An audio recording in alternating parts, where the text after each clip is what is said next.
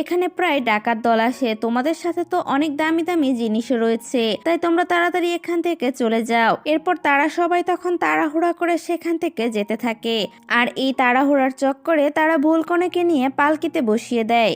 এরপর পালকি নিয়ে তারা তাদের যাত্রা শুরু করে। দুই পালকি দুই রাজ্যের উদ্দেশ্যে যেতে শুরু করে। অনেক পথ যাত্রা করার পর তারা বিশ্রামের জন্য একটা অতিথিশালার সামনে এসে থামে। এরপর আমরা লিউকে দেখি, সে তার ঘুমটা খুলে ফেলে। তখন তার দাসী তাকে দেখে আর সেও দাসীকে দেখে বেশ অবাক হয়ে যায়। দাসী তখন দৌড়ে ঘটকের কাছে যায়, সে তাকে বলে আমাদের বউ বদল হয়ে গেছে। এটা শুনে তো ঘটকের মাথায় আকাশ ভেঙে পড়ে। ঘটক তখন দৌড়ে এসে ওড়না দেখে, যাতে কিনা ফিনিক্সের ছবি আঁকা ছিল। সে তখন ভাবে ওড়না তো ঠিকই আছে, তাহলে বউ বদল হলো কিভাবে।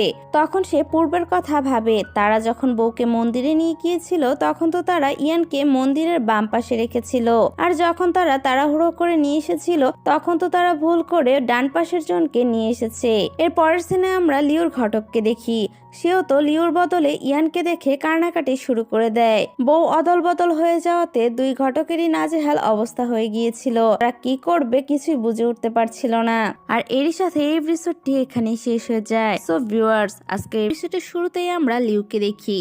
লিউ ফিরে যাওয়ার কথা বললে ঘটক বলে সেটা তো এখন কিছুতেই সম্ভব নয়, কারণ কিউ ফ্যামিলিতে যদি বিয়েটা সময় মতো না হয়